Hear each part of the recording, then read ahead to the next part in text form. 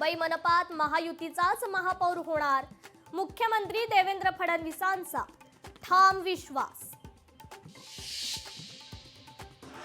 झोपडपट्टीधारकांना मालकी हक्काचा पट्टा मिळाला पाहिजे, झुडपी जंगलावर वसलेल्यांनाही मालकी हक्काचा पट्टा देणार, मुख्यमंत्री फडणवीसांची माहिती.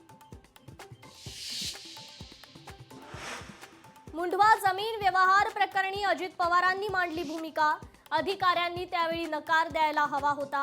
अजित पवारांचं अनौपचारिक गप्पांमध्ये वक्तव्य.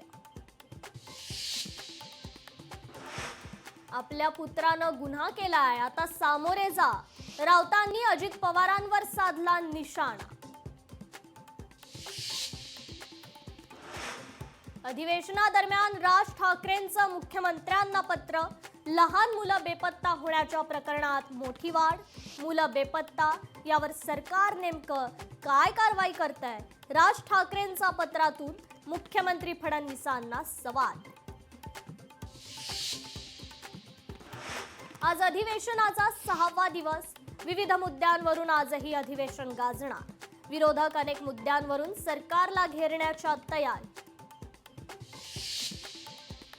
राज्यातील सर्व सरकारी कार्यालयही आज आणि उद्या सुरू राहणार. हिवाळी अधिवेशनाच्या पार्श्वभूमीवर निर्णय. नागपुरात अनेक आंदोलकांचं ऐन थंडीत आंदोलन. थंडीत आंदोलन करणाऱ्यांच्या निवाऱ्याची व्यवस्था करा, हायकोर्टाचे राज्य सरकारला निर्देश. पालिका निवडणुकीत महायुती एकत्र येण्याचं ठरलं, महायुतीला जागा वाटपात मात्र अडचणी.